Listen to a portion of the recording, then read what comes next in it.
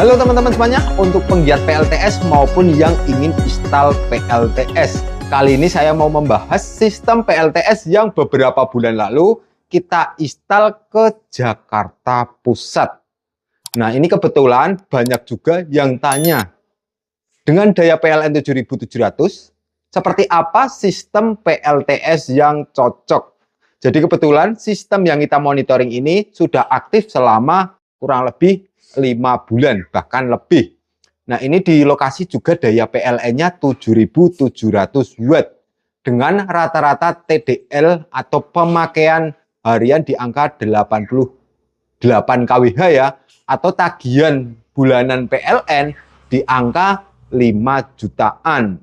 Jadi kalau TDL PLN dengan daya 7700 itu di angka 1.700 rupiah. Jadi kita bisa rata-rata pemakaian energi per harinya di angka 88 kWh. Nah, sedangkan kemarin Oktober ya, tahun lalu 2024, kita install dengan kapasitas panel surya 26 sampai dengan 27 kWp. Nah, kita pakai panel ukuran 550 WP sebanyak 48 piece. Nah, kita ingin tambahkan lebih karena lokasi yang tidak memungkinkan. Nah, dengan kapasitas panel segitu aja, kondisi bangunan memang sudah benar-benar full tertutup dengan panel surya.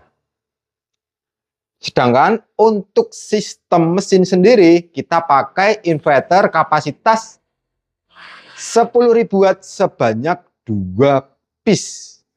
Walaupun 1 piece aja kuat, namun nanti akan sangat beresiko jika saat perpindahan ya PLTS nggak mampu pindah ke PLN. Nah, itu kena beban kejut untuk keseluruhan yang ada di rumah, pasti biasanya PLN akan trip. Kita pakai 2 unit inverter agar meminimalis terjadinya trip di PLN. Saat berpindah itu 2 inverter tuh nggak sekaligus, tapi bergantian. Dan sistem PLTS ini juga terkadang saat cuaca bagus dan beban pemakaiannya kecil, nah ini aktif selama 24 jam. Untuk baterai sendiri kita pakai SMT Power dengan total kapasitas di angka 86 kWh, atau kita pakai baterai 48 volt 100 ampere sebanyak 18 piece. Nah, seperti ini ya, unit mesin maupun unit dapur pacunya yang kita install 5 bulan lalu. Langsung aja teman-teman kita lihat analisa untuk pantauan monitoring home assistant yang kita pasang di sistem PLTS ini ya. Nah, untuk saat ini tanggal 8 April ya. Nah, ini produksi di angka 5 kW. Sedangkan beban juga 5 kW. Ini artinya kondisi baterai sudah full, sudah stop. Jadi produksi panel langsung kepake ke beban rumah. Tidak dikirim ke baterai karena kondisi baterai sudah full, sudah floating. Nah, di sini adalah fungsinya sistem MPPT ya, Solar Charging Controller, untuk mengontrol kondisi pengecasan pada baterai. Kalau baterai sudah full sesuai yang kita setting, maka sistem pengecasan juga akan berhenti. Produksi panel akan fokus dikirim ke inverter dan untuk suplai beban yang ada di rumah. Nah, untuk grafiknya seperti ini kita bisa lihat nih kondisi produksi panel 5000, bebannya juga di angka 5000 watt, gris PLN 0, nggak ada pemakaian. Untuk SOC baterai dari tadi jam 12 ya, sudah full floating. Jadi diusahakan dalam sistem PLTS ini seminggu sekali kondisi baterai full floating agar sistem active balancing atau penyamaan tegangan tiap sel dia juga dapat merata. Itu lebih bagus. Jadi kurang lebih 1 minggu sekali diusahakan kondisi baterainya bisa menyentuh floating seperti ini untuk menjaga dari segi perform baterai, keawetannya baterai juga. Nah, untuk beban sendiri kita bisa lihat di grafik ini. Dari kemarin ya, ini rata-rata 3000 watt. Nah, siang tadi jam 11 mulai naik di angka 6000 watt. Terus yang sebelah kanan ini kita juga bisa lihat beberapa grafik. Yang warna kuning ini adalah produksi dari panel surya. Seminggu kemarin kita bisa analisa produksi dengan panel surya 26 kWp mampu memproduksi harian di angka 75 kWh. Ini hampir stabil rata. Terkadang kemarin juga tembus di angka 98 kWh. Nah, untuk yang warna hijau ini adalah grid load dari sistem inverter. Di inverter nyuplai ke beban rumah.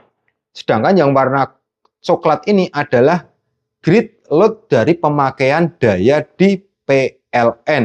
Nah, ini PLN-nya kadang sampai dengan ini ya, tanggal 3, tanggal 4, tanggal 7, tanggal 8, dia 0. Sama sekali nggak ada pemakaian di jaringan PLN. Nah, untuk tanggal 2 pun PLN hanya terpakai di 14,6 kWh. Tanggal 5 terpakai di 47,8 kWh. Dan tanggal 6 terpakai di 28 kWh. Sekarang masih full di handle PLTS. Nah, untuk yang bawah ini kita juga bisa lihat karena ini kita pakai 2 unit inverter. Jadi masing-masing inverter load energinya berapa kWh kita juga bisa analisa. Yang bagian kiri bawah ini adalah grafik dari produksi panel surya yang warna oranye. Tadi peak-peaknya sampai dengan 24 kW. Yang warna biru ini adalah load dari sistem PLTS maupun inverter. Ini maksimumnya tadi jam 2-an di 6700 watt. Terus grid PLN nih 0, sama sekali nggak ada pemakaian. Karena dari kemarin memang full sistem PLTS yang handling beban di rumah. Nah, kita akan lebih detail lagi. Di sini akan melihat produksi dari MPPT. Ini MPPT kita pakai 6 unit, masing-masing unit dibebani 8 panel 550 WP. Kurang lebih 4000-an WP sana ya. Nah, ini produksinya. Ini MPPT nomor 1 dan nomor 4 dia sudah 0 watt. Artinya sudah stop karena produksi panelnya karena kondisi baterainya sudah full floating. Suhu di inverter lumayan ini 61 derajat. Di load nih inverter 1 kita lihat. Inverter satunya kita lihat loadnya di angka kemarin kecil ya. 800 1000 watt, peak-peaknya 2000 watt. Nah, tadi ini sampai peak 4000-an watt. Sekarang juga masih aktif di angka 1700-an watt. Terus inverter 2, ini lebih ajib lagi. Ini load continuous di angka 2000 watt. Sedangkan peak-peaknya ini juga di angka 4000 watt. Selama 24 jam no stop. Nah, ini grid PLN 1 0, nggak ada pemakaian. PLN 2 juga 0. Jadi grid yang nyuplai ke inverter. Nah, ini total grid load energi. Kita di sini bisa lihat selama PLTS terpasang dan monitoring aktif kurang lebih 5 bulan, kita juga sudah bisa analisa konsumsi grid PLN selama sistem aktif dan produksi PLTS selama sistem aktif. Di sini selama 5 bulan kurang lebih PLN-nya supply sebesar 6.271 kWh. Sedangkan PLTS sudah supply ke beban rumah sebesar 11.575 kWh. Nah, kalau kita perbandingan antara grid PLN dan PLTS ini, PLTS kurang lebih di angka 75% untuk suplai ke beban rumah. PLN hanya membantu di angka 25% saja sampai dengan 30% sana. Terus yang bawahnya kita juga bisa lihat ini konsumsi energi tiap minggunya. Di PLN selama seminggu ini juga sudah terpakai sebesar 90 kWh.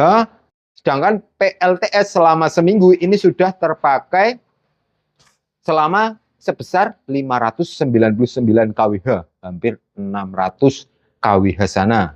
Nah, kWh ini juga bisa kita perinci di ini ya, monitoring ini. Yang warna hijau ini gridnya PLTS atau inverter. Selama seminggu kita bisa jumlah ketemunya di angka 599 tadi. Terus yang PLN cuma 90 kWh karena ini memang dari seminggu ini PLN hanya terpakai kecil dan terpakai hanya 3 hari saja. Selebihnya full PLTS. Seperti itu tadi ya teman-teman, untuk pantauan analisa monitoring dari sistem PLTS yang 5 bulan lalu kita install. Jadi sistem PLTS ini sudah sangat sesuai dengan kebutuhan di rumah. Seperti prediksi saya waktu nentuin spek mesinnya. Jadi yang paling utama itu harus tahu daya PLN-nya berapa dan tagihan PLN per bulan berapa untuk melihat konsumsi energi pemakaian di rumah hariannya berapa kWh. Nah, karena ini PLN-nya abodemen, jadi terkena biaya atau minimum aktif selama 40 jam. Jadi kWh meter PLN itu ada dua, yang PLN token sama PLN abodemen. Jadi kalau yang token itu atau yang pulsa tidak terkena biaya minimum pemakaian. Sedangkan yang abodemen dia terkena biaya minimum selama 40 jam.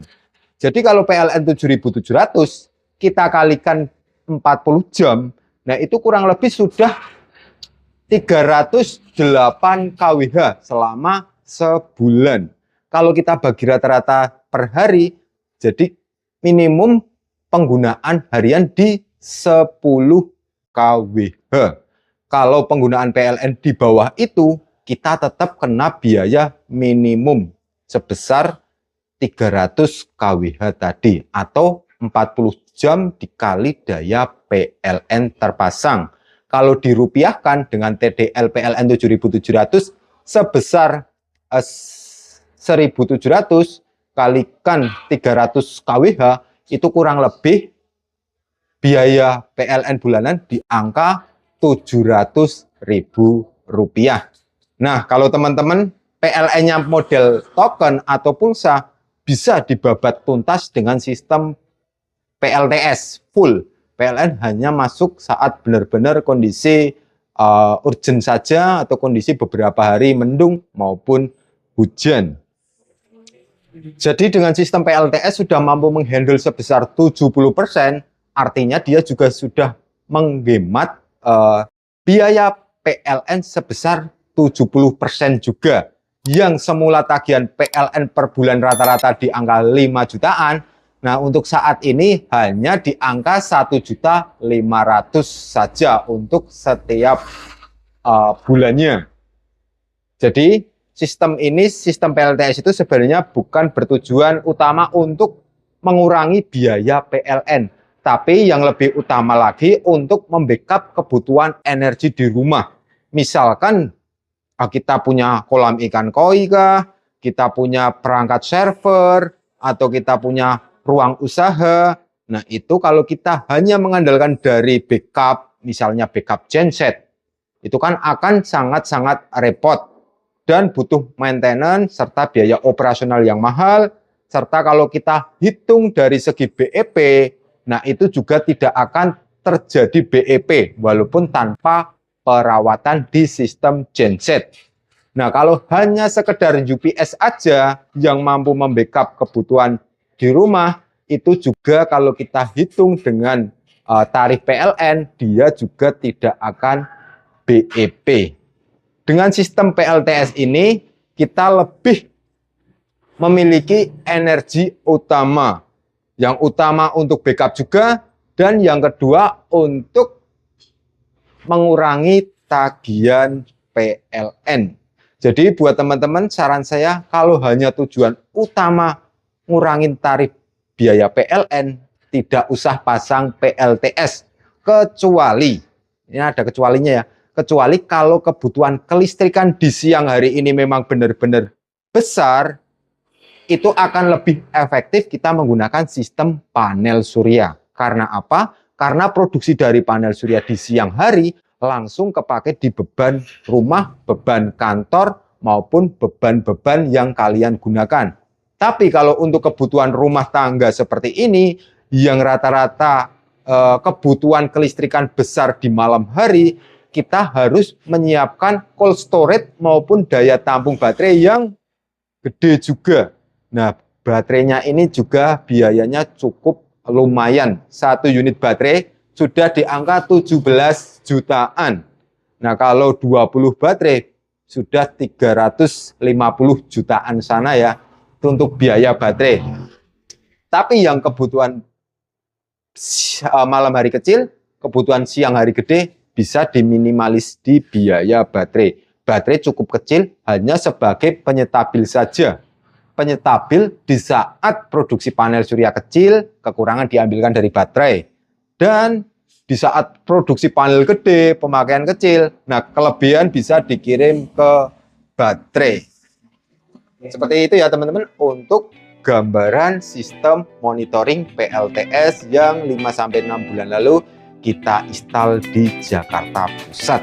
Buat teman-teman semuanya yang ingin install PLTS maupun kebutuhan rumah, kebutuhan kantor, maupun yang lainnya, maupun tambang, bisa langsung konsultasi dengan tim teknis kita. Kontaknya ada di deskripsi yang ada di bawah ini. Bisa juga kunjungi web kita ya untuk langsung nanti komunikasi dengan tim teknis. Sekian, terima kasih. Salam Aspro Jogja.